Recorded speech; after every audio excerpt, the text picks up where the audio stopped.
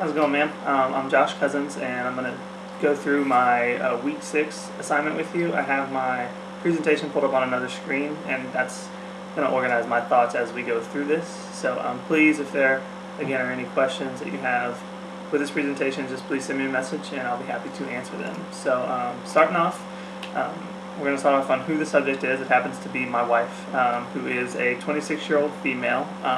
Her strengths is before we get to what the actual objective is, her strengths are she's extremely athletic.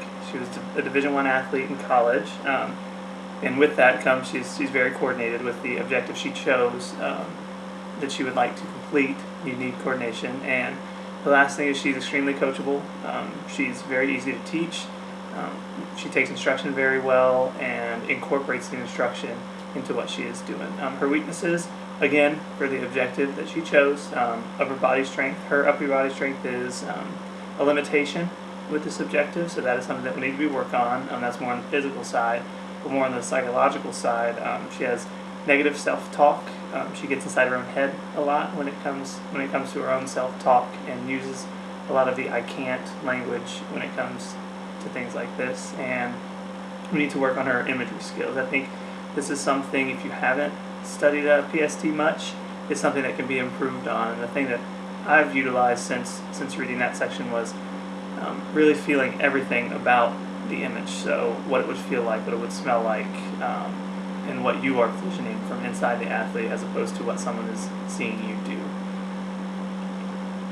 So the objective she went with, she would like to successfully complete Muscle Up, which is a CrossFit movement on rings, and the timetable for that is to have it completed by May of 2014. Now, in the presentation, I included a link to a YouTube video on what a Muscle Up entails, so when you review the presentation, please take a look at that.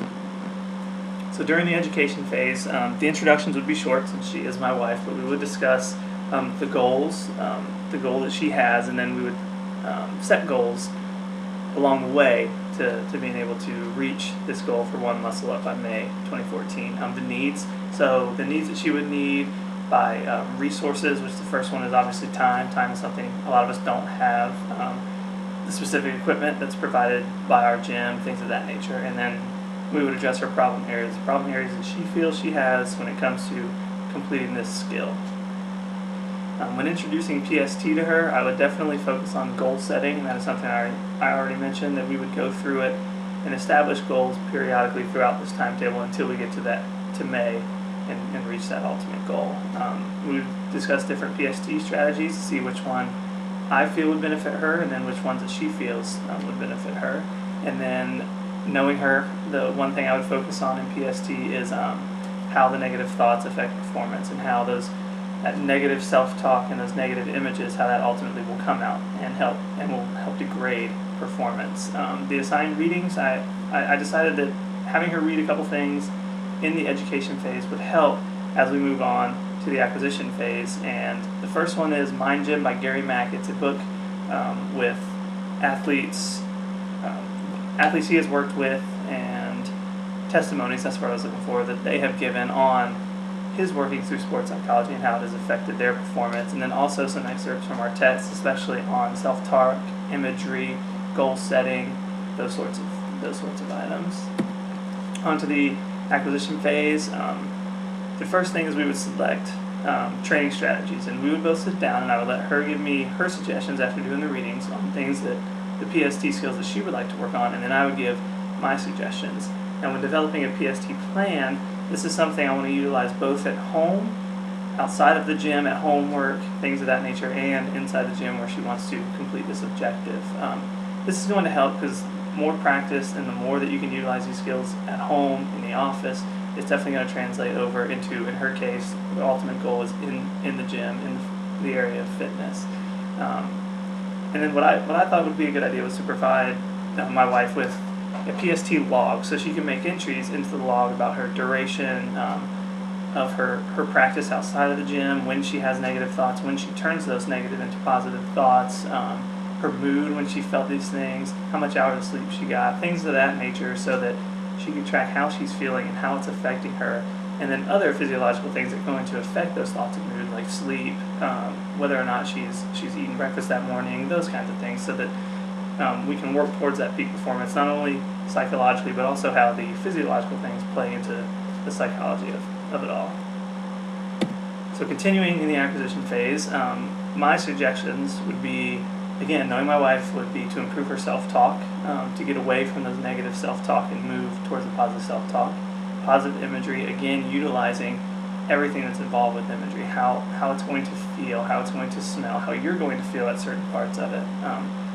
Developing momentary relaxation. With her skill, I think it's easy to get extremely excited and really hyped when trying to do something that you've been wanting to do for a while. So developing that momentary relaxation, and that's something that can be practiced at work. We're all faced with things in our jobs that are going to get us a little riled up. And practicing that relaxation there is definitely going to translate over into other things. Capitalizing on stress, knowing her and our jobs in the military, it's extremely stressful, and we can turn that stress into eustress and use that to our benefit. But there's definitely a fine line of that eustress and distress, and how we have to play on that. And then goal setting. I think goal setting in anything, whether it's at home life, office life, or in the gym, is going to help progress to that ultimate goal. And having her establish goals along the way, which I'll mention later, to reaching that ultimate goal is definitely going to be something we can just check boxes on the way. If we get them done sooner, great.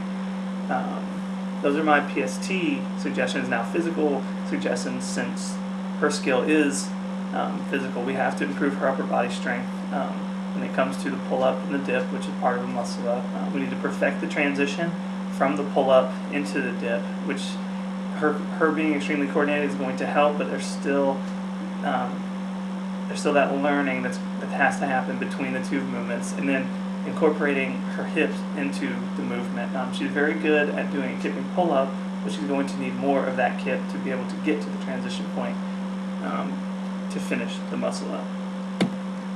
So continuing with the practice phase, I broke it up into home and gym practice, and the reason I did that, and by home I mean anything away from the gym, so home, work life, social life, anything outside of the gym. I wanted to focus on positive self-talk in all activities. So even at work, if things aren't going wrong, how can we positively talk our way into or out of these things? At home, when things aren't going wrong, utilizing positive self-talk. And then another one is harnessing those stressors for good. Again, toeing that line between distress and eustress and trying to lean it more towards the eustress side of things. In gym practice, I would break out 15 to 30 minutes after her warm-up to go through mental practice. And this mental practice, we would include positive self-talk and imagery. And this is right before she starts her general workout. Nothing muscle-up practice, just what she came into the gym to do. So I would ask her to relax, work on that momentary relaxation, picture the workout, feel the workout, feel what she's going to feel like when she gets to certain workouts, so that when she gets to it, she's already done it once before. She knows what it's going to be like, and she can improve her times, improve her weights in that regard. Now, when she actually gets to the workout, this is where I want really to focus on relax. It's easy to tense up, easy to get excited. Focusing on relaxed movements is going to allow her to perform better. Now, that's just during her typical workout, and that's just more practice when we get to the ultimate goal, which we'll have post-workout, and that's when we'll practice on the movement, the muscle up. So we'll do certain drills to work on her form, technique, and her strengths on getting that muscle up, and that's when we're going to incorporate all that PST along with all that physical practice that we just did in her regular workout and put it towards her ultimate goal, which is to complete that muscle up. So we're incorporating psychological skills training along with the physical skills training, trying to combine the two, and we're also doing the PST outside of physical training when we're having her do it at home, we're having her do it at work, things of that nature. Now, continuing with the practice phase, and as I mentioned earlier, we want to establish goals along the way. I think goal setting is imperative in anything we do, and setting distinct goals so we can check those boxes on our way to the final goal is going to help us see where we are and yet get that sense of achievement, so that it's easier to have that positive self-talk. And jumping into it, so the first physical one is to complete 1 strict pull-up and 3 strict ring dips by 15 February of 2014. Now, when she gets to 15 February 14 and she hits that mark, that's going to help improve her mood when it comes to the gym, improve her mood when it comes to getting to her ultimate goal, that one muscle up, and it's also going to help her realize that she is making improvements. That and even if she get more than one strict and more than 3 dips, then she's going to be feeling that much better and that much closer to her goal. It's going to help her drive and work towards that. The second benchmark for physical goals is 3 strict pull-ups and 5 strict green dips by 15 April. And that'll give us some time between April and May to figure out where her weaknesses are, give us that couple weeks, and really work technique so that she can pull that technique through maybe where her strengths aren't working. Now, establish benchmarks psychologically. I started off with because her big thing is negative self-talk and her negative thoughts.